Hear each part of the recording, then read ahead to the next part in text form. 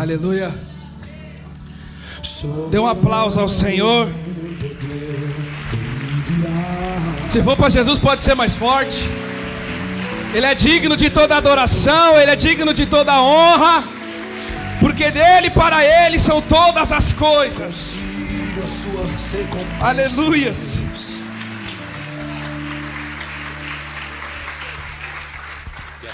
Aleluia. Quanto povo, quanta gente linda nesse lugar. Glória a Deus.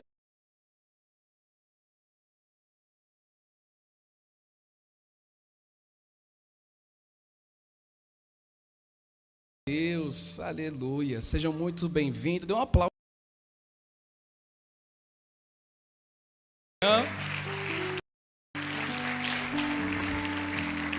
Quem tem fome? Quem tem sede aí? Aleluia. Então abra sua Bíblia comigo. Ligue ela. Confesso que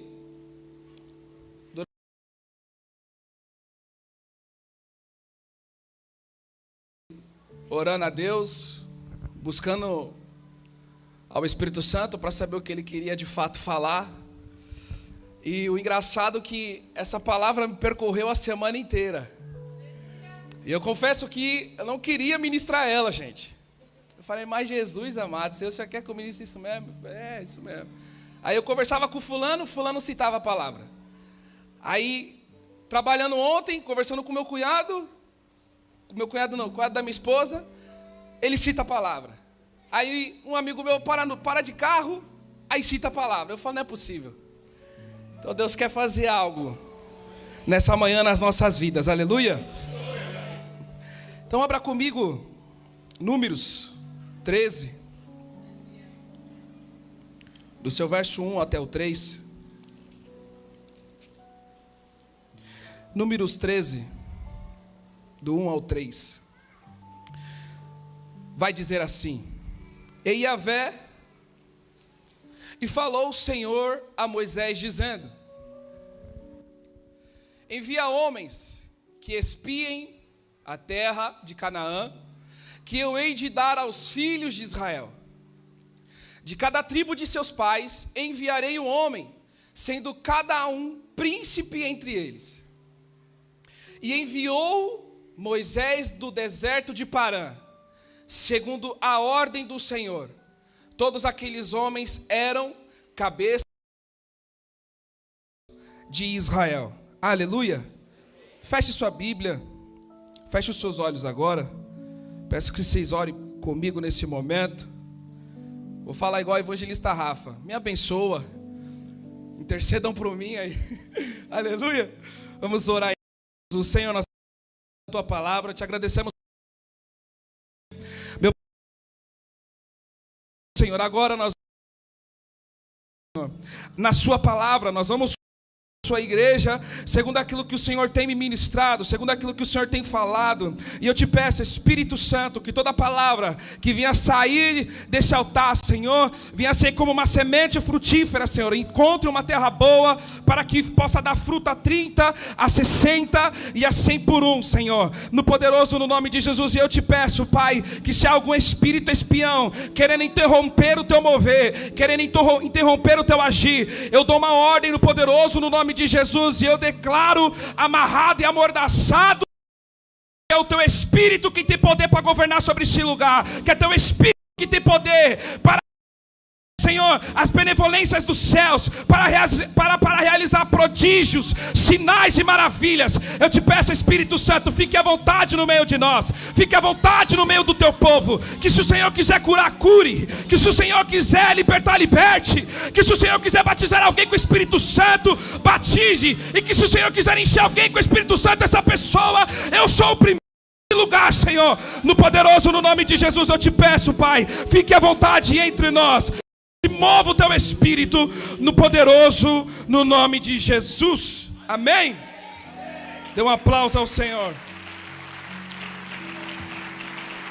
Pode tomar o vosso assento em nome de Jesus. Antes de comunicar aquilo que Deus vem falando comigo, eu preciso te passar a introdução para você entender a respeito daquilo que nós vamos ministrar nessa manhã. E conversando com Deus, com o Espírito Santo, eu vi que de fato muitas das coisas que acontecem na nossa vida, ou que não aconteceram ainda na nossa vida, é por responsabilidade nossa. E de fato, como cristãos, como filhos de Deus, nós precisamos rapidamente captar algo. E eu não estou dizendo que ela é a palavra-chave para isso, embora ela se desenvolve em vários sentidos, em vários sinônimos dessa palavra. E essa palavra se chama maturidade. E quando nós chegamos à presença de Deus, nós precisamos, porque de fato a maturidade é a palavra principal que vai te promover um avanço no governo e um avanço no reino. Um avanço para você governar e um avanço no reino para você desfrutar. Então é a maturidade. Então, muitas das coisas que não acontecem, não fluem na nossa vida é por conta da maturidade. E essa palavra maturidade, a sua palavra hebraica é ruios, que significa filhos maduros. E de fato, nós conseguimos compreender que Deus ele procura os teus filhos maduros, ele procura aqueles que são maduros. Por quê? Porque eu consigo rapidamente já entender que Gálatas capítulo 4, o seu verso 1, vai dizer a respeito da maturidade. Vai dizer que se o herdeiro for um menino, nada difere dele de um escravo. Não tem diferença dele de um escravo, mesmo sendo herdeiro de tudo, mesmo tendo a possessão de tudo, mesmo tendo a possibilidade de adquirir governo sobre tudo, ele não possui, ele não consegue governar por conta da falta da maturidade. E Gálatas capítulo 4, verso 2 vai dizer que esse menino, ele é guiado por tutores. E o que é isso? São pessoas responsáveis pela vida dele. São pessoas que tem que falar assim: você não precisa fazer isso, você não pode ir lá, você não tem que falar isso, você não sai daí, que aí não é o lugar para você ir. E filhos que não atingiram a sua maturidade, vai sempre precisar de um tutor para isso, vai sempre precisar de alguém para isso. E eu não estou excluindo o fato do discipulado. Nós precisamos ser discipulados. Mas tem coisas nas nossas vidas que não precisam ser mais discutidas. Por quê? Porque nós precisamos avançar, mudar a nossa mentalidade, entender o que Deus quer fazer na nossa vida, entender o nosso propósito, alcançar ruios, para podermos vivermos a promessa. Então, de fato, nós não precisamos mais dizer para fulano: não faz isso, não faz aquilo. E embora nós enfrentamos algumas ações como essa, Eric, você está falando isso e você está me expondo, você está me julgando? Não, estou falando porque eu te amo e eu quero que você atinja uma maturidade excelente, para que você possa avançar no reino e no governo. Só que aí, mesmo ele sendo herdeiro, possuindo tudo, ele, e não só herdeiro, mas co-herdeiro, que é possuído. Nós precisamos entender que nós temos um pai, e esse pai, ele já nos deu a herança. E sabe qual é o mais incrível? Quando nós não conseguimos entender o poder da herança, eu nunca vou sair da minha fase da maturidade. Se eu não conseguir compreender o poder da herança, eu não vou conseguir sair da fase da minha imaturidade. Eric, o que você está querendo dizer? Eu estou querendo te dizer que o que Ele já reservou para você, que o que Ele já liberou para você, que o que já está reservado nas regiões celestiais é para você, meu irmão. Por que não aconteceu? Por que eu não acessei? Por que eu não estou vivendo? Por que eu não para a igreja? Por que meus familiares não se converteram? Alguma coisa está errada. E não é Deus que não está fazendo, não é as pessoas, não é o pastor, não é a palavra, É o que então? É a falta da nossa imaturidade. Porém, nós vamos entender a respeito disso. E avançando no texto, Números 13, vai falar acerca dos espias. E Moisés, ele manda 12 espias para poder visitar a terra de Canaã. E esses 12 espias, eles vão junto e demora 40 dias. Eles ficam 40 dias visitando a terra. E quando eles estão visitando a terra, Moisés ele fala algo: vocês vão visitar a terra, vocês vão entrar, vocês vão ver se tem gigante, vocês vão ver se a terra é boa, se a terra não é, vocês vão ver se a terra é pobre, se a terra é fértil, como que, se tem floresta, se não tem, como que essa terra.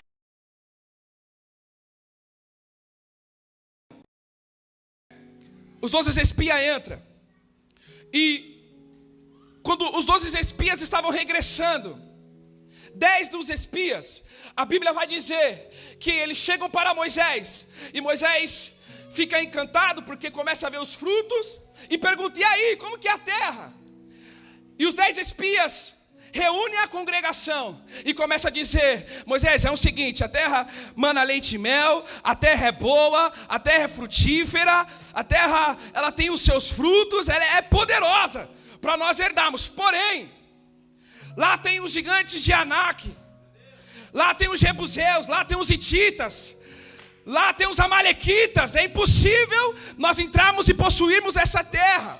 Só que eles começaram a discutir entre si. E eu tenho algo para te dizer: que todo filho imaturo fica discutindo acerca da profecia que Deus já liberou. Ou seja, Deus está falando para você: você vai casar, você vai prosperar, você vai romper, você vai viver coisas poderosas. E você está duvidando da palavra de Deus. É muito mais fácil você acreditar num buquê de flores que a noiva joga e você acredita que ela vai casar, do que uma palavra liberada de alguém te dizer: você vai casar, você vai ter uma família. Porque filho imaturo fica discutindo. E eu vim para te dizer que nesse lugar, filho imaturo não aguenta ficar nesse lugar. Eu não quero ficar entrando em discussões. Eu não quero saber quem é melhor. Eu não quero saber quem prega melhor, quem tem teologia, quem não tem, quem é mais esperto. Eu não quero saber disso. Eu quero saber do avanço do reino. Eu quero saber do avanço do reino.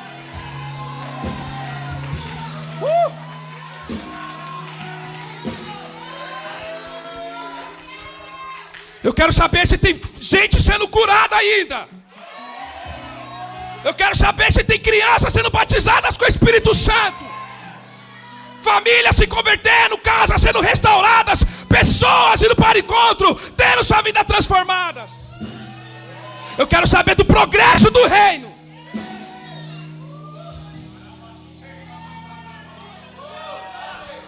Só que aí a Bíblia vai dizer que agora, nas discussões dos 10 discípulos, sabe qual é o mais interessante? Gênesis capítulo 49 vai dizer, e Jacó vai distinguir as características das 12 tribos. Sabe qual é o mais engraçado? Que nas 10 tribos tinha gente especialista em guerra. Nas 10 tribos tinha gente especialistas em armas. Tinha gente especialista para poder colonizaram Canaã.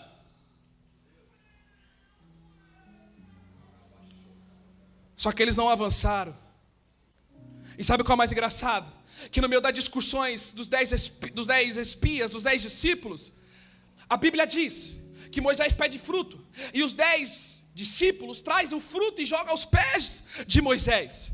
Só que aí a Bíblia vai dizer que havia 2 homens. O nome dele era Caleb e Josué. Só que aí sabe o que acontece? Eu vou conjecturar, meu irmão. Tá os 10 discípulos discutindo desse lado. Moisés, não dá para entrar. Moisés, não tem como avançar. Moisés, é dificultoso, tem gigante. As pessoas lá são fortes, são mais fortes do que a gente. Não tem como prosperar, não tem como romper. Aí do outro lado, eu acredito que Moisés, olhando as discussões dos 10 discípulos, ele olha para o horizonte. E sabe o que ele vê? 2 discípulos. Só que não era só 2 discípulos, eles estavam carregando um cacho de uva. Sabe por quê? Porque aquele tempo era tempo de frutificação de uvas. E sabe como que eles estavam carregando esse cacho de uva? No ramo. O cacho de uva era tão grande que eles chegaram depois da discussão. Então pensa, eles saíram da terra de uva, era uma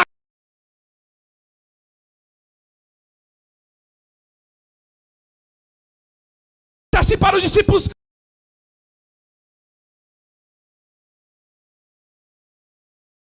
A terra, nós vamos possuir a terra. Essa terra é frutífera. E eu estou aqui para te dizer que o tamanho da profecia que foi liberada acerca da tua vida é o tamanho da porção que você vai receber, é o tamanho da porção que você vai carregar, é o tamanho da porção que a tua família vai viver. Abaixeia manahá. Ramanchuri pitigiahá. É isso mesmo, pastor Cauê. Estão olhando para a Zona Sul e está dizendo: pode vir alguma coisa, pode ir lá, não tem problema. Eles vão ver os frutos, eles vão ver o tamanho do cacho.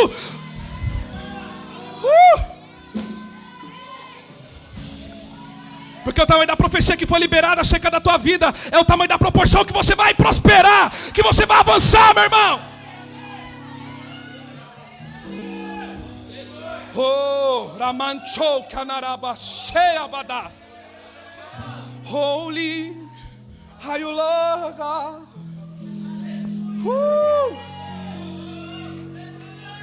Porque ainda duvidas da profecia, porque ainda duvidas do que Ele tem falado acerca da tua vida, porque o tamanho da proporção da profecia é a porção que você vai carregar. Hey. Oh my God, oh my good.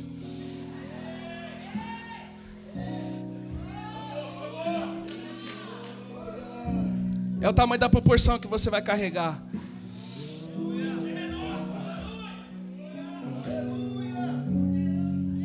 Por isso que os filhos imaturos, eles nunca vão possuir a terra. Por isso que Deus te trouxe nessa manhã, meu irmão. Ele quer te mudar para uma outra ótica. Ele quer mudar o seu pensamento. E a Bíblia vai dizer que vem Moisés não, Moisés intrometido, estava de boa. Vem os Josué e Caleb. Só que quando esses 10 espias chegam, os 12 espias, Josué e Caleb, lançam o fruto aos pés de Moisés. E a Bíblia, ela vai dizer que quando isso começa a acontecer, os 10 espias olham e falam assim: Moisés, não tem como entrar, não tem como possuir. Sabe qual que é o mais interessante? Isso é mentalidade. Palavras são lançadas sobre esse altar. Aí você olha para sua casa, você olha para sua família, você olha para os seus familiares e você diz: é impossível esse cara aceitar Jesus, é impossível ele largar essa vida, é impossível ele largar a droga, é impossível ele largar a cachaça, é impossível ele largar essa vida mundana. Só que aí agora, sabe o que eles começam a discutir? Moisés, você tirou a gente do Egito, você trouxe a gente até aqui, você disse que a gente ia possuir a terra, você disse que Deus nos daria a porção, para cada tribo uma terra. E Moisés, nós não estamos vendo o resultado disso. Por que você tirou a gente de lá?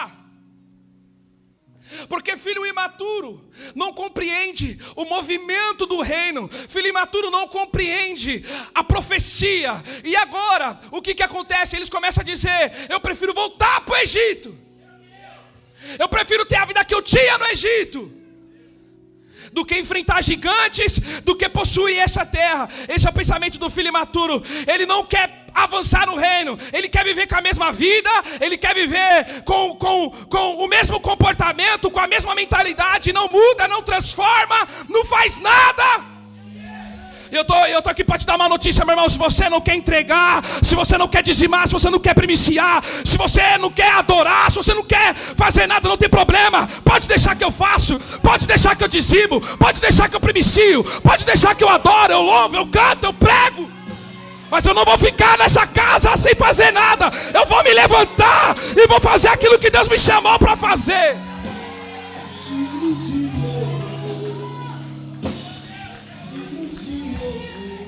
Por isso que hoje Deus te chama. Deus está te chamando, meu irmão.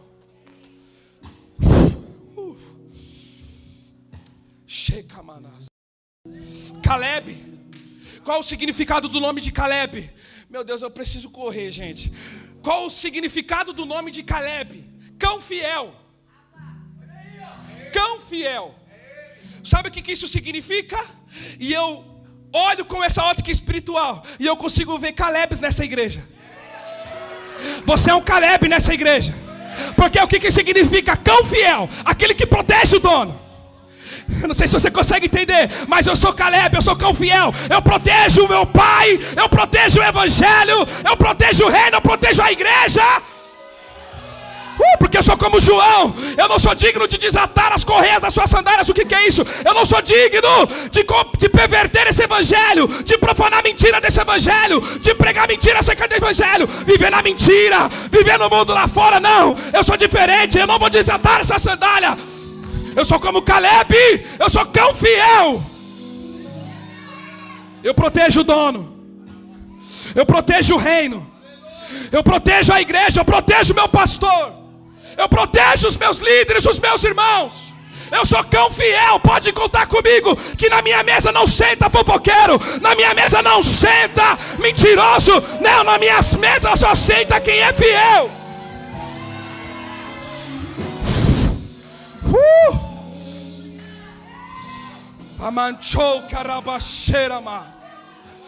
É só quem é fiel, meu irmão. Por isso que a Bíblia vai dizer que Jesus ele vai dizer: eu estou procurando os verdadeiros adoradores, aqueles que adoram o Pai em espírito e em verdade, aqueles que são cães fiéis. Me desculpe a expressão, mas você pode ver que o cão protege o lobo, o cão protege o dono, mas não só o dono. O cão guia o dono. E essa é a nossa funcionalidade. É como Caleb, cão fiel, protegendo o reino e guiando as pessoas. O meu comprometimento é com o meu pai, mas também é com as pessoas.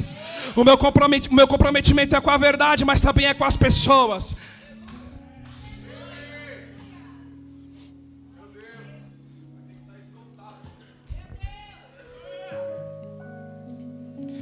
Pulando um pouco, põe para mim aí, mídia, por favor. Números 16, 9 e 10.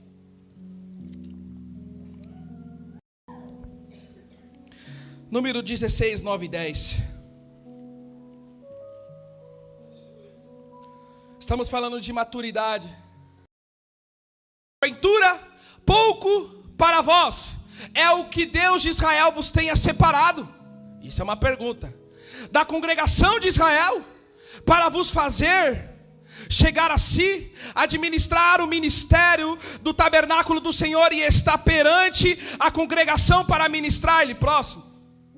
E te fez chegar, e todos os teus irmãos, os filhos de Levi, contigo, ainda também procurais o sacerdócio?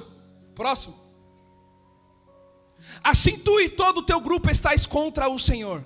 E Arão, quem é ele, que murmureis contra ele? Agora nós vamos ver um outro cenário,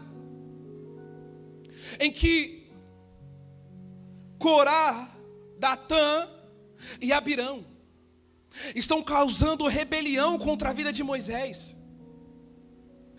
E a Bíblia vai dizer que agora eles chamam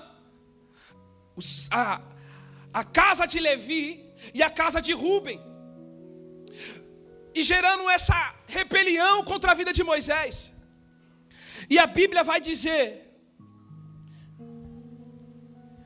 que eles ficaram indignados e chegaram para Moisés e falavam assim: Moisés, não é possível você se colocar como príncipe sobre toda a casa de Israel. E a Bíblia vai dizer que Moisés ele se ajoelha e depois ele olha para o rosto de Corá e fala assim, no versículo 5: amanhã cedo Yahvé fará conhecer quem é dele e qual é o homem consagrado que permitirá aproximar-se dele. Aquele que ele fizer aproximar-se dele, esse é aquele que escolheu. Só que aí agora ele olha para os filhos de Levi e fala assim: basta Levi, filhos de Levi, não foi Deus que os vocês, Deus que o consagrou vocês, tribo de Levi, para cuidar as coisas do templo. Não foi Deus que te consagrou, não foi Deus que te separou para administrar e cuidar das coisas do templo. E aí ele olha para os filhos de Levi e ele começa a dizer: a casa é muito pouco para vós, que o Deus de Israel vos haja separado da congregação de Israel, trazendo-vos para perto dele, a fim de fazer o serviço do tabernáculo do Eterno, colocando-vos diante dessa comunidade para ministrar em seu favor. Então, ou seja, Moisés estava querendo dizer: vocês que é da casa de Levi, vocês já têm um espaço de muita importância no templo. Vocês são aqueles que administram o templo. Vocês são aqueles que cuidam dos utensílios do templo. E a Bíblia vai dizer que quando Moisés está dizendo isso, e muitas das vezes é o que nós enfrentamos hoje, pessoas como filhos de Levi, porque Moisés ele fala assim: já não é satisfatório você cuidar do templo? Já não é satisfatório você cuidar dos utensílios? Eu vou abrir um parênteses e vou conjecturar para você poder entender. Já não é satisfatório você ser um obreiro? Já não é satisfatório você ser um líder de célula? Já não é satisfatório você ser um diácono, um evangelista, um pastor? Você está querendo entrar em um lugar que foi chamado. Não é para você ficar nesse campo. Você tem que sair desse campo e entrar no outro campo, que é o centro da minha vontade. Já não é suficiente as coisas que você faz. Eu preciso te explicar isso. Muitas pessoas ficam indignadas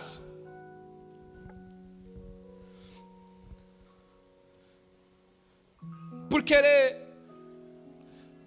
e por não poder fazer o que elas almejam. E eu chamo isso de força. Eu chamo isso de força. Sabe o que isso significa? São duas palavras: força e esforço. Tem muita gente que está entrando no campo da força. E que campo que é esse? É querer forçar Deus a fazer algo na vida dele. Sabe o que é isso? Força é você estar dentro do campo que você não foi chamado para estar. Que é uma referência a Saul. Era rei, mas não era sacerdote. A palavra foi: mata os amalequitas, mata o rei, mata todo mundo. O que ele faz? Ele traz os reis, ele traz os despojos dos amalequitas. E o que acontece com ele? Deus o rejeita. Por quê? Porque Deus falou para Saul: Saul, eu não te chamei para você estar nesse campo, eu não te chamei para você sacrificar, eu te chamei só para você ser rei. E isso já é suficiente para você. É a porção que eu tenho para a tua vida.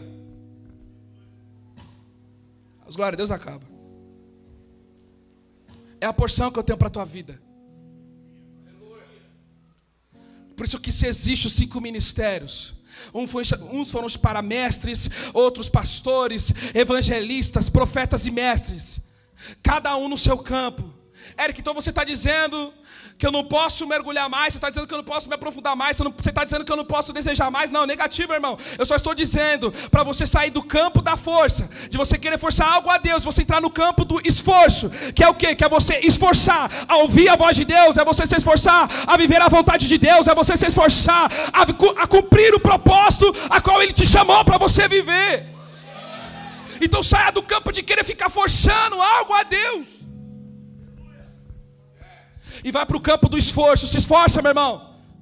Porque no campo da força quem faz não é Deus. No campo da força quem faz é você mesmo. É você que se promove. É você que avança você mesmo. Aí quando dá algum problema, você clama a Deus e Deus fala: eu não estou nesse problema porque foi você que arrumou para a sua vida. Não tem como eu resolver. E eu não te...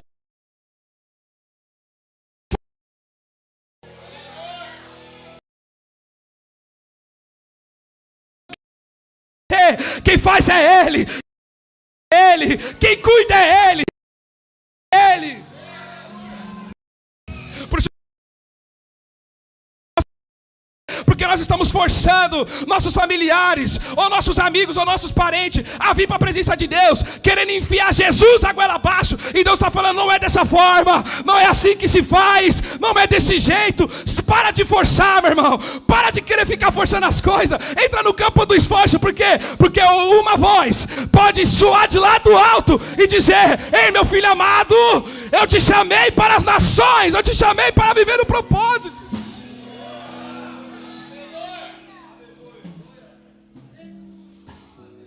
Ruiós. Ruiós. O que Ele já liberou para as nossas vidas é suficiente. Porque é a porção exata, é a medida exata que nós iremos viver e recolher.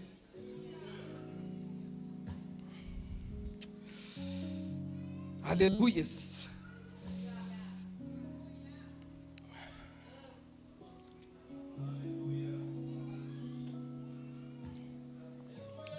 Gênesis 6:14.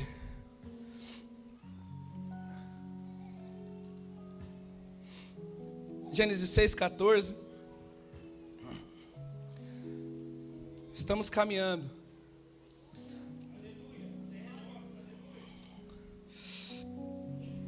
Gênesis 6:14. Faze para ti uma arca da madeira de gofer. Farás compartimentos na arca, e a betumarás por dentro e por fora com betume. Próximo. E desta maneira a farás: de 300 côvados o comprimento da arca, e de 50 côvados a sua largura, e de 30 côvados a sua altura. Agora nós estamos vendo a história de Noé. Muitos conhecem a história de Noé. Só que agora a Bíblia vai dizer, vai nos comprovar que Deus ele olha para Noé e fala assim: Noé, não vejo homem igual a você. Eu não sei o seu desejo, mas o meu desejo é que os céus olhem para mim e falem: Eric, no estado de São Paulo não tem homem igual a você. Eu vou falar de novo. A minha vontade é Deus olhar para mim e dizer: Eric, no estado de São Paulo não tem ninguém igual a você. Eu não sei se você consegue compreender, mas na sua casa não vai ter ninguém igual a você. O que você vai viver é o que Ele já preparou e designou para você. É aquilo que a sua descendência, a sua genealogia ainda não viveu. É o que Deus fará sobre a tua vida. Por isso que a minha vontade é Deus olhar para mim e falar assim: você é alguém diferente. Você é alguém diferente nesse estado, nessa geografia.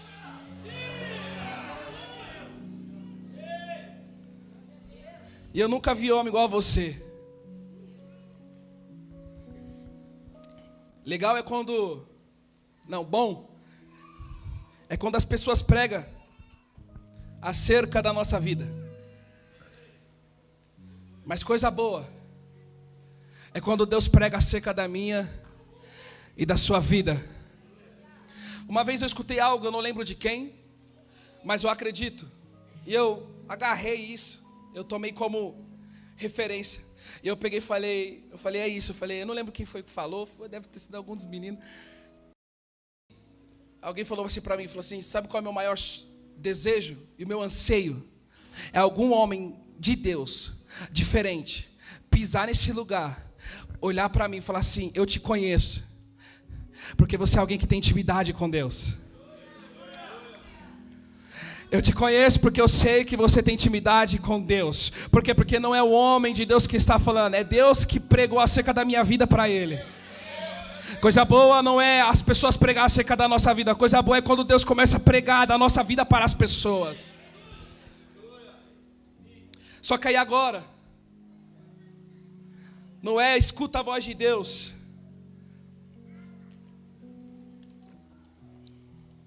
Noé escuta a voz de Deus. E aí a Bíblia vai dizer que agora, ele escutando a voz de Deus, Deus o convoca e fala assim: Noé, eu quero que você faça uma arca, e eu vou te dar as medidas exatas, eu vou te dar os comprimentos exatos, a largura exata. E isso é, de fato, o que nós precisamos entender. Por quê? Porque a Bíblia vai dizer que Noé demorou quanto tempo para construir a arca? Vamos lá, quanto tempo Noé demorou para construir a arca? 100 anos. Fala comigo, 100 anos. E aí agora, 100 anos construindo a arca. E a Bíblia vai dizer que Deus não falou com ele. Deus não falou com Noé depois do término da arca. E eu quero liberar essa palavra na sua vida. Sabe por quê? Porque os filhos imaturos estão correndo atrás de profecia. Os filhos imaturos querem revelação. Os filhos imaturos estão correndo atrás de profecia. Ou seja, vou falar melhor, profetadas. Porque não compreende a revelação. Não compreende a profecia. Por quê? Porque quando Deus olha para Noé e fala assim: Noé, eu te chamei, você é alguém diferente, você é alguém íntegro, você é alguém que eu quero usar nessa nação, você é alguém que vai trazer a aliança, a reconciliação. E não só isso, você vai construir a arca exata. E as pessoas dizendo: eu quero a profecia, eu desejo a profecia, eu quero receber uma profecia. Mas eu estou aqui para te dizer que Noé não desejou a profecia. Por quê? Porque o que Deus falou já era suficiente para ele cumprir o propósito. Deixa eu te dar um recado, meu irmão. A profecia que Deus já liberou sobre a sua vida já é suficiente para você cumprir o propósito. Você não precisa de ouvir mais de Deus, não, meu irmão. O que você precisa é caminhar na rota da profecia. O que você precisa é viver debaixo da profecia. Se Ele liberou, não desvia dela, nem para a direita, nem para a esquerda. Medita nela de dia e de noite, e faça a profecia prosperar na tua vida. Oh! Porque nós estamos procurando profecia, e Deus está falando: você não precisa, porque o que eu já liberei sobre sua vida já é suficiente. O que você precisa é caminhar debaixo da profecia. É isso o que distingue os magos e os pastores que estão no campo. Por quê? Porque a Bíblia vai dizer que quando os pastores estavam apacentando as ovelhas em Lucas, a Bíblia diz que um coral de anjos aparece na eternidade e começa a cantar: Hosana, Hosana, Hosana. Mas não só isso. Por quê? Porque para os pastores, Deus tem que avisar que Jesus havia nascido. E os magos estavam estudando. Os magos estavam de olho na profecia. Eles não precisavam de uma revelação nova. Eles não precisavam do céu aberto. O que eles precisavam era só de uma palavra e uma profecia. Só uma palavra e uma profecia. Eu não preciso de experiência nova. O que eu preciso é só de uma palavra. E se Ele liberar sobre a sua vida, que você vai para as nações, que sua família virá para a presença de Deus, que você ganhará os seus familiares. Caminha debaixo dessa profecia, meu irmão, porque ela vai prosperar, vai frutificar. O que você precisa não é de uma revelação nova, é de uma palavra.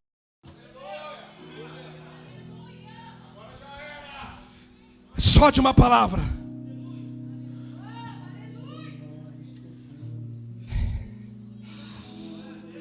Ora, checamanas.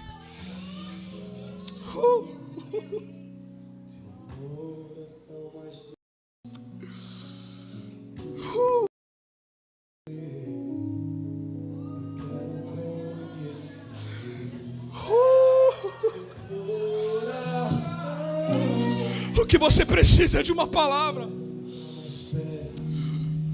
Porque filhos imaturos ainda precisam de revelação. Mas os filhos maduros, eles só precisam de uma palavra. Uma palavra é suficiente para a genealogia, a descendência dele viver as promessas e o cumprimento. Por isso que talvez você não está conseguindo distinguir e entender algumas coisas. Você está dizendo, meu Deus, mas não acontece. Mas não rompe. Já faz anos. Já faz anos que eu estou aqui e não acontece. Porque talvez você tenha se movido de forma errada.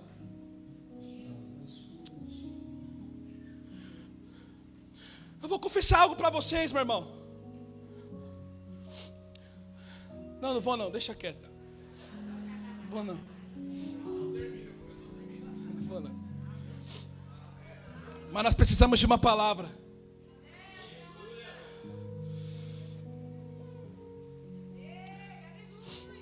Sabe qual é o mais incrível? A primeira profecia da Bíblia, Gênesis. Porque de ti, mulher, sairá do seu fruto alguém que esmagará e pisará na cabeça da serpente. A primeira profecia. E ela se cumpriu, essa profecia. Nasceu na semente da Maria.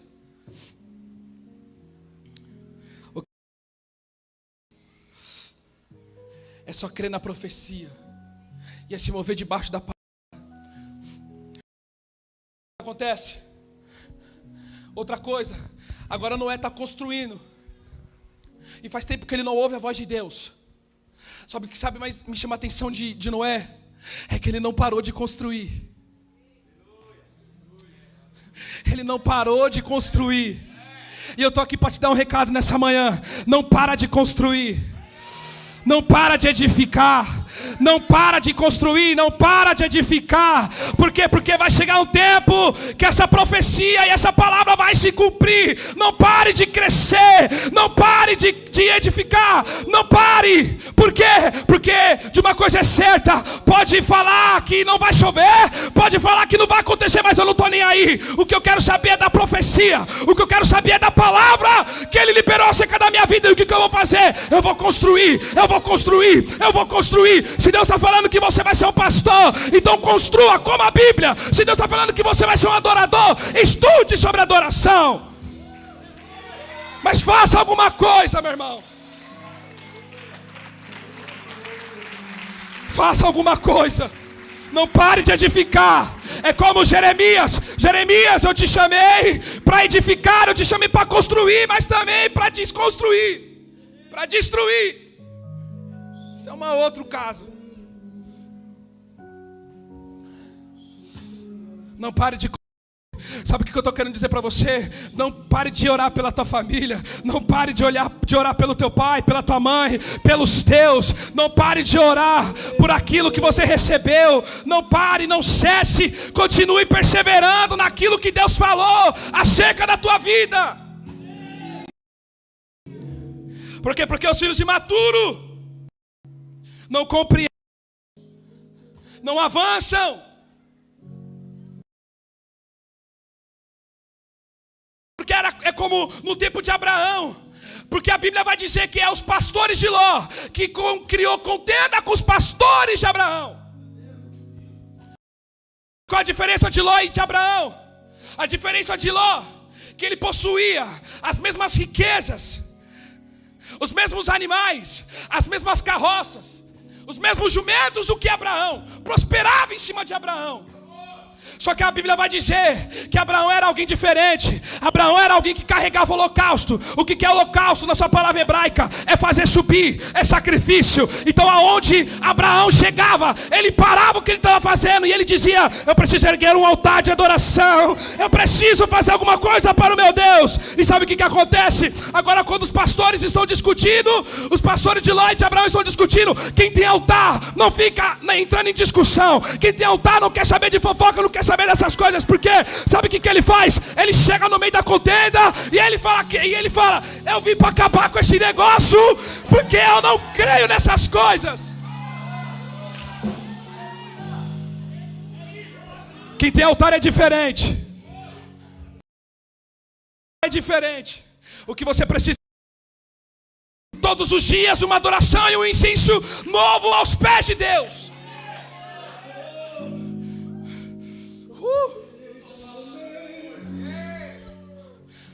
O seu papel não é alimentar contenda e intriga. O seu papel é separar, meu irmão.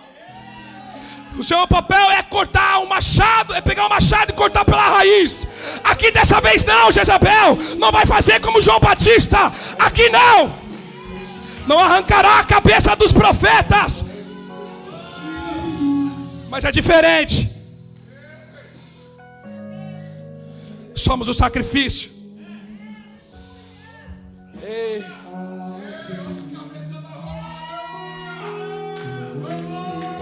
Agora já era.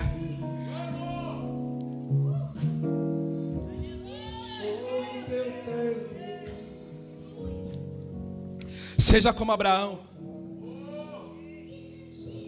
Sabe qual é o mais engraçado? Tem uns Ló na nossa vida que a gente tem que mandar embora. É como a Bíblia fala, quando Ló se aparta, vai para Sodoma, o que acontece? Deus se manifesta. Aí você fala, mas as coisas não acontecem, não prospera, não rompe. É porque tem muito Ló acompanhando você. Porque se eles acompanhar você, eles vão ter porcentagem da prosperidade que Deus vai trazer para a sua vida. E eles não merecem isso. Porque eles não têm vida com Deus, não têm oração, não sabem quem é Deus. Deus te chama para ser diferente. Eu preciso correr.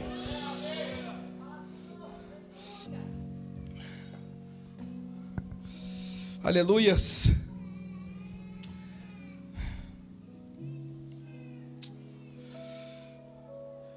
Neemias capítulo 4, 17. Bem rápido, porque eu quero chegar na base do texto. O que edificam o muro, os que edificavam o muro, os que traziam as cargas e os que carregavam cada um com uma das mãos, fazia a obra e na outra tinha as armas. Sabe o que isso significa? Quando Neemias, ele descobre que Jerusalém tinha sido salteada, Jerusalém tinha sido destruída, o templo. Neemias, ele fala assim: eu vou até Jerusalém construir, reformar e edificar o templo. Vou levar alguns homens comigo. Só que aí a Bíblia vai dizer que naquele tempo havia Sambalate, Tobias, havia alguns que estavam querendo interromper o trabalho e a obra de Deus, a construção do templo. E a Bíblia vai dizer que Neemias, ele tem uma seguinte revelação. E ele vai dizer assim: homens, é o seguinte, vamos edificar o muro. E eles estão dizendo que eles vão subir para guerrear com a gente. Só que é o seguinte, nós não vamos deixar de construir o muro, não vamos deixar de edificar, porque nós não somos meninos, nós não corremos da guerra, nós não temos medo da guerra. Nós somos chamados como sacerdócio santo e real, povo eleito. Nós não somos fujões da guerra. O que nós vamos fazer então, Neemias? É o seguinte: com uma mão vocês pegam a espátula e na outra a espada fica banhada. Por quê? Porque numa mão nós continuamos edificando e a outra nós continuamos guerreando. Eu não sei se você consegue entender, mas com uma mão você continua orando e com a outra você continua construindo. Com uma mão você continua edificando e com a outra você continua buscando. Com uma mão você estuda e com a outra você pratica. O que você não pode é parar, meu irmão. O que você não pode é parar no meio do processo, no meio do trabalho. Por quê? Porque Deus não te chamou para isso. Com uma mão você edifica e com a outra você guerreia.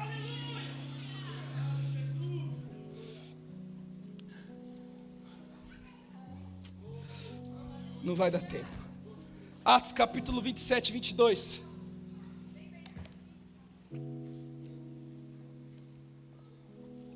A Bíblia vai dizer: mas agora vos admoesto, e que tenhais bom ânimo, porque não se perderá a vida de nenhum de vós, mas somente o navio. Próximo.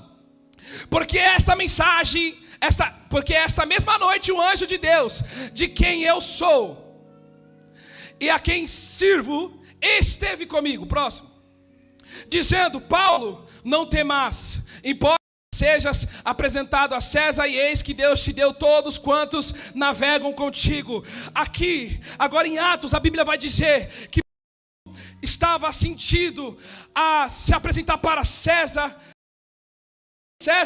e durante esse percurso desse navio, sabe o que aconteceu? Começou a haver um vendaval, começou a haver uma turbulência, o navio perdeu o controle, o navio estava perdendo o seu controle, e os homens que estavam naquele barco, eles começavam a ficar preocupados, porque o que estava acontecendo, se você for ler Atos 27, o inteiro, você vai ver que o que estava acontecendo era algo terrível. Os homens estavam preocupados. E a Bíblia começa a descrever que agora os homens, de tanta preocupação, sabe o que eles começaram a fazer? A jogar as coisas do barco para fora do barco. Eles pegavam as coisas do barco e jogavam para fora, jogavam no mar. E eles diziam: meu Deus, nós vamos a pique, nós vamos morrer nesse lugar. Eles tentavam esvaziar para poder tomar o controle. Aí a Bíblia vai dizer que eles tentam jogar a âncora para poder parar o barco no meio de um acostamento rochoso. E eles não conseguem, o barco está perdendo a pique. E Paulo faz o seguinte: solta a manivela e deixa o barco ir. Deixa o mar levar o barco. Só que aí a Bíblia vai dizer que os homens ficaram tão preocupados que eles começaram a dizer: é melhor a gente pular do barco. E Paulo vai dizer assim, da seguinte forma: é o seguinte, se vocês pular do barco, vocês vão perecer. Mas se vocês ficar no barco, ainda que o barco vá a pique, é melhor morrer com Cristo do que morrer sem Cristo. Sabe o que estava acontecendo nesse cenário? Apóstolo Paulo estava navegando com os homens e eles estavam dizendo, a princípio, obviamente, como no Titanic, nós vemos nos filmes, a primeira coisa, quando o barco está indo a pique, o que nós faz? Nós pula. Não vai perder tempo, meu irmão. Eu saio nadando, quem sai aqui, quem não é, vai nadando. Eu não fico no barco, eu ia pular mesmo. A logística é pular. O barco está indo a pique. Só que o apóstolo Paulo, ele fala a seguinte forma: se você pular, você vai morrer. Mas se você ficar, ainda que o barco vá a pique, pode ficar tranquilo, porque o anjo apareceu para mim nessa madrugada e disse que ainda que o barco vá a pique, ele não vai deixar nós morrer, perecer. Deixa eu te dar um recado, meu irmão. As coisas que Deus quer gerar na sua vida não é do lado de fora, não é fora do barco, é dentro ainda. Porque mesmo que o barco vá a pique, se ele estiver no seu barco, pode ficar tranquilo. Porque é como a palavra vai descrever em Lucas, que a Bíblia diz que Jesus está no barco dormindo. Acorda Jesus no barco, Jesus vai para a ponta do barco e só dá um comando: vento, mar, se aquete. Ainda é melhor ter Jesus no barco do que não ter do lado de fora, meu irmão. Tenha Jesus no seu barco, porque ainda que as coisas não estejam aparecendo como esteja, de forma sadia, não tem problema, meu irmão. Não tem problema. O barco vai a pique, é melhor ir a pique com ele do que sem ele. E Deus está te falando hoje: não pula do barco.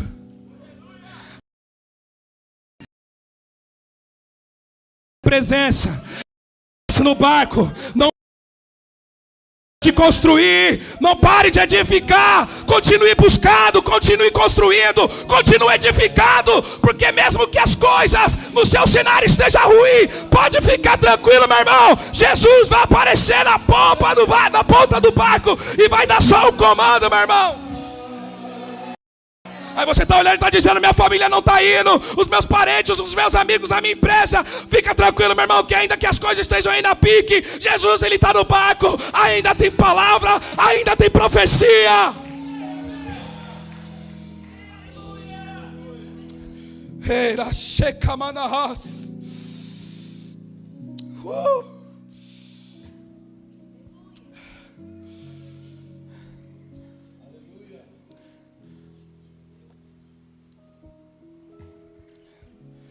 Jesus está no barco. Quando as coisas parecerem impossível, não faça como alguém que tem imaturidade. Não pula do barco, fica no barco, meu irmão. Não seja imaturo, fique no barco.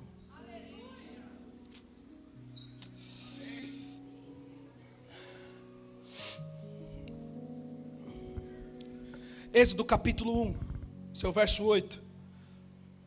Já estou encerrando.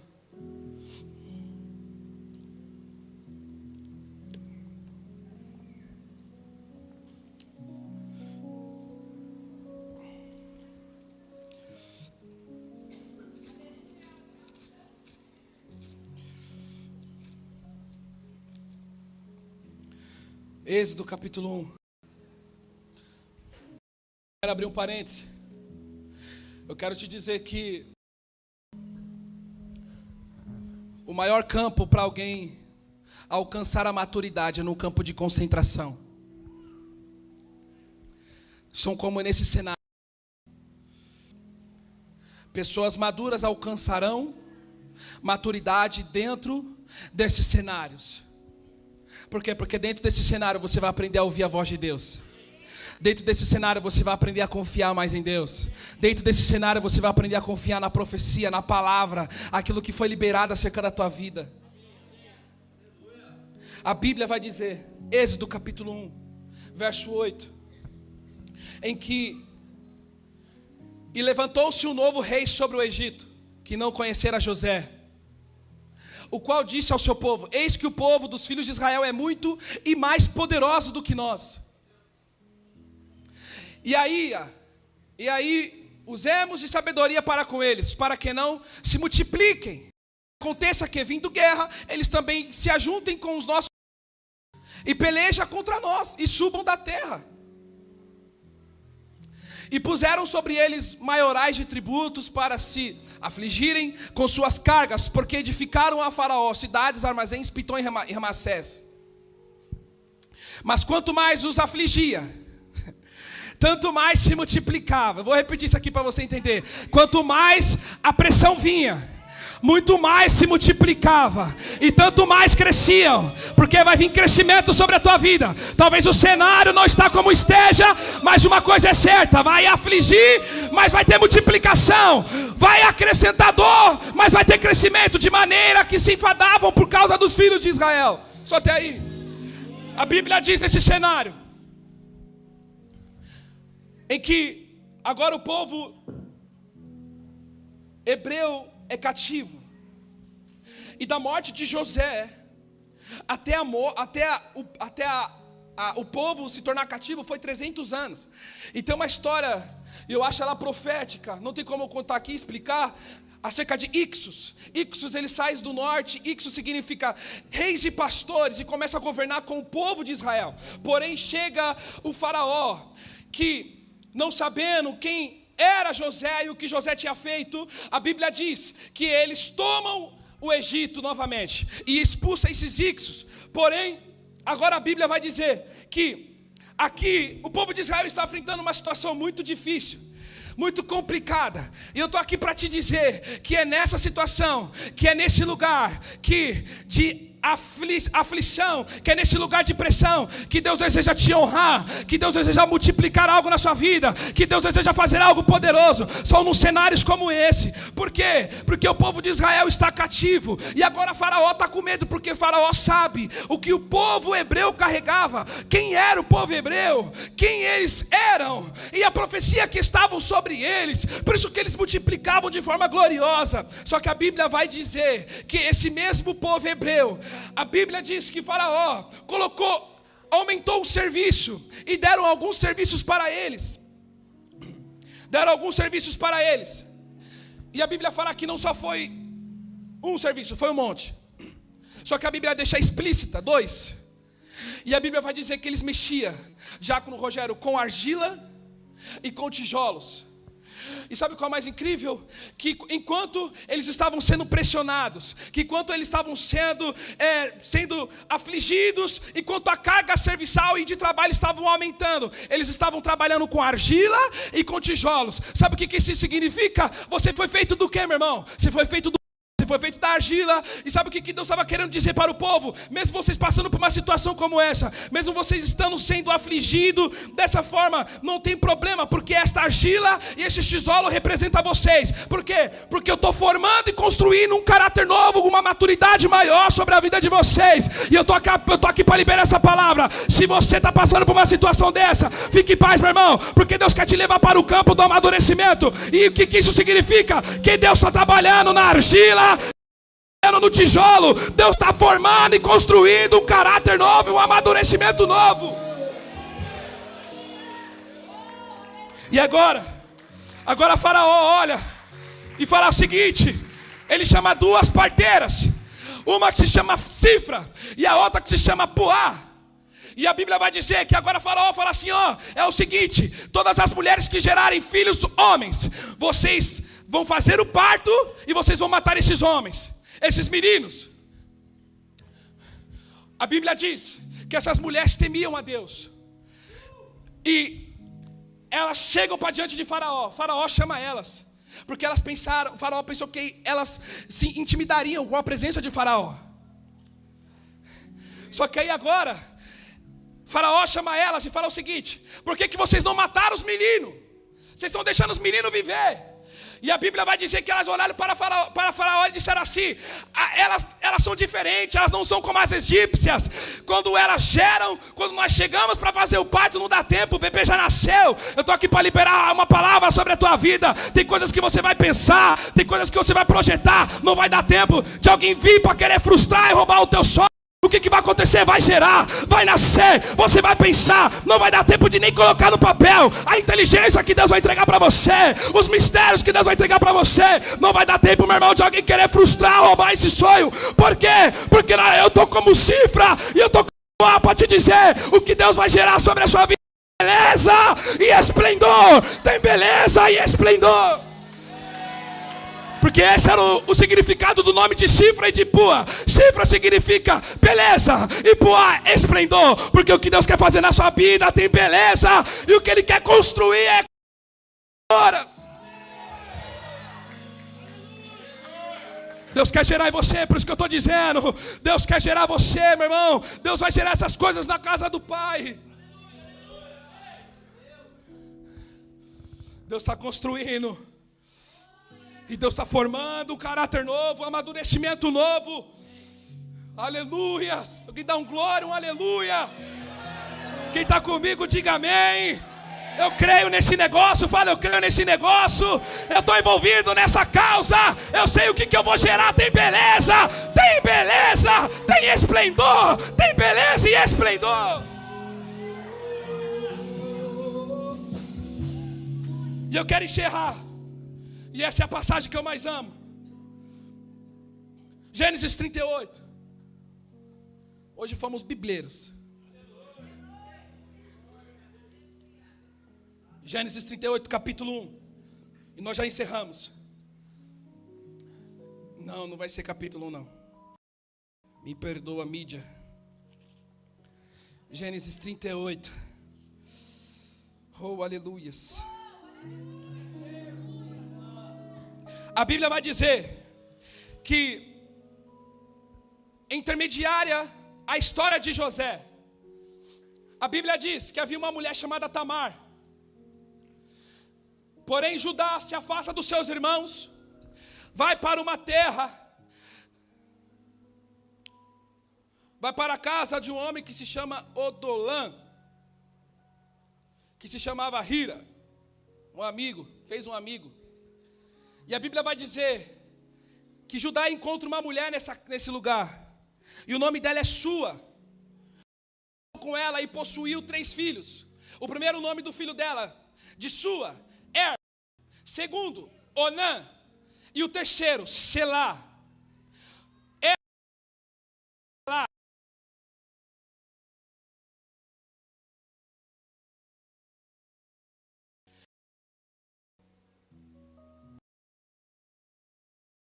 Com uma mulher chamada Tamar.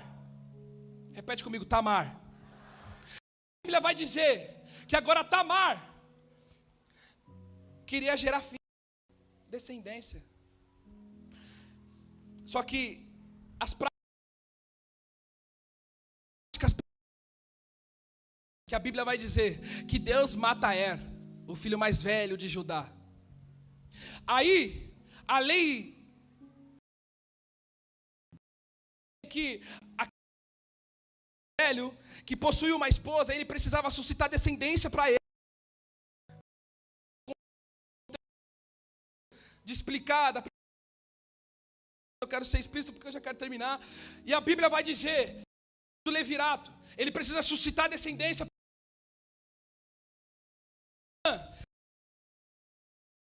Ela é explícita em explicar. Com Tamar, ele jogava o seu sêmen na terra. E a Bíblia diz que por conta do orgulho de Hanã, ele também matou Onã. Aí a Bíblia vai dizer que Judá olha para Tamar e fala assim: Tamar, a sua casa. E quando meu filho Selá crescer, eu te darei ele como esposo. Eu te darei como homem na sua vida. E ela fala o seguinte, ela fala: tá bom, eu vou crer na sua palavra, eu vou voltar para minha casa e eu vou esperar Selá, porque eu quero gerar, eu quero ter filhos. Aí agora Tamar, ela volta para sua casa. E durante esse percurso,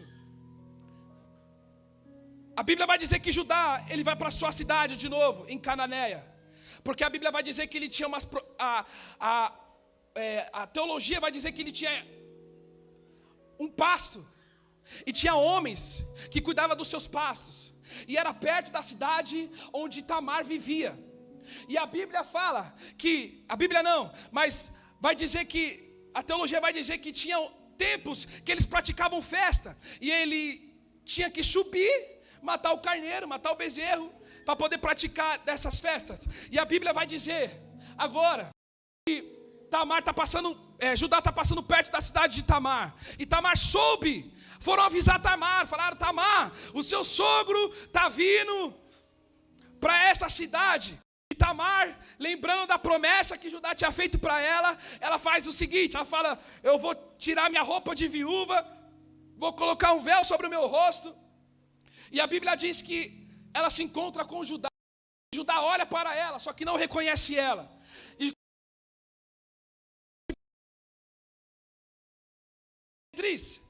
E agora,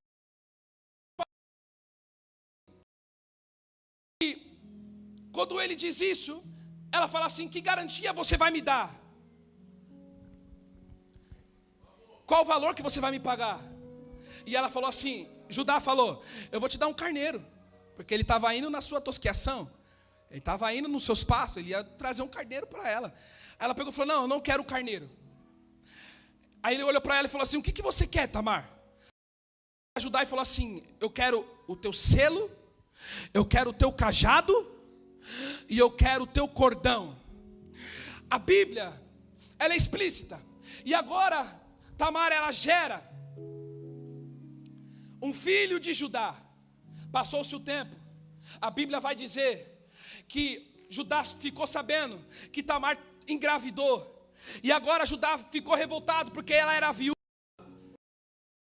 porque a esposa de... E a Bíblia diz que ele fala para aqueles que habitavam na terra de Tamar e falava assim: Tamar da casa dela e bota fogo nela, vamos queimar ela viva. A Bíblia diz que agora isso, eles pegam Tamar e para vai falar assim: Judá, você quer me matar? Você reconhece esses? E Judá olha e fala assim: reconheço. Sabe o que eu estou querendo te dizer? Que a maturidade, ela faz a gente viver coisas extraordinárias, mas não só isso. Nós precisamos ser como Tamar. Porque como Tamar, Eric? Porque Tamar, ela pegou o cajado de Judá, ela pegou o selo de Judá, ela pegou o cordão de Judá. Eu não sei se você consegue compreender, se você está entendendo, mas o cajado significa autoridade, o selo significa santidade, o cordão significa honra. Isso que eu quero te dizer é que precisamos ser uma igreja ao ponto de ser que guarda a santidade, que guarda a honra, guarda pela autoridade. É isso que será como a igreja. Porque nós não nascemos para gerar coisas comuns. Deus para gerar coisas comuns, coisas pequenas. Não, Deus coisas grandiosas sobre a tua vida. Então se você está aqui nessa manhã, sai com essa palavra no seu coração, sendo como Tamar. Guardar a honra, eu vou guardar a verdade e eu vou zelar pela autoridade. É dessa geração que Deus procura. É uma geração, são pais, são homens, crianças, mulheres que guardam e zelam pela honra, autoridade e santidade. Esse é o nosso papel como igreja. Coloque-se de pé em nome de Jesus. Oh.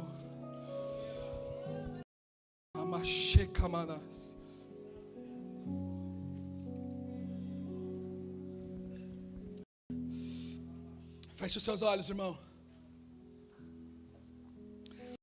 Deus quer te tirar do campo. Do campo do técnico. E quer te levar para o campo ruiós. O campo onde Deus te amadurece. Tem filhos maduros. E não só isso. Em meio a essas situações, Deus também faz a nossa maturidade crescer. Em meio aos lugares que estão aflitos. Em meio aos lugares que nós estamos sofrendo pressão. É nesse lugar que Deus quer te forjar. É nesse lugar que Deus quer te reerguer. Quer te reestabelecer. Então feche os seus olhos, vamos adorar a Deus.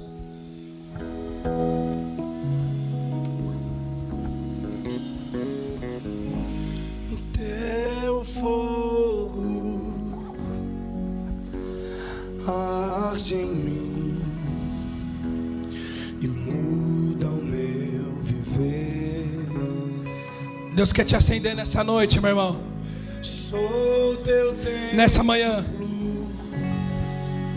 Sou teu altar. Deus quer te tirar do campo técnico e quer te levar para o campo ruiós. Chegou o tempo de maturidade sobre a tua vida. Chegou o tempo de assumir responsabilidades maiores. Chegou o tempo de ser governado pelo Espírito.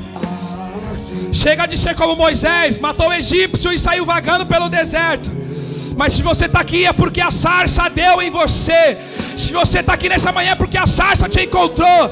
É porque Deus te encontrou no meio do deserto. E agora Deus quer te amadurecer, quer te levar para um outro nível, para uma outra estação, para o rumo, o propósito que Ele tem preparado para você, meu irmão. Nosso louvor não seja um momento, lágrimas vazias, sem avivamento.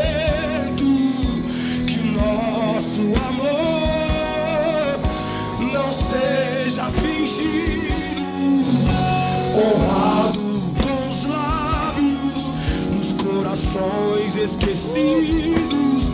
Pois de que vale ter as poesias mais lindas, Isso é uma verdade. e as mais brilhantes, se não há verdade em Vem, meu irmão, sai do campo da imaturidade. tudo e não ter nada. Entra pro campo da maturidade. Os lábios não me amam, eu quero me entregar a ti. Não vale a pena só me emocionar e buscar as canções mais lindas pra cantar. Debaixo dessa graça, Quero uma canção que alegra debaixo desse poder. se o meu coração não queimar por ti. Oh, meu Deus do céu. Só me emocionar e buscar as canções mais lindas pra cantar. Se eu não for uma canção, Isso é uma verdade para você, meu irmão. Então canta isso. não queimar por Desbrava essa canção de dentro de você. Seja a canção verdadeira, a poesia mais sincera.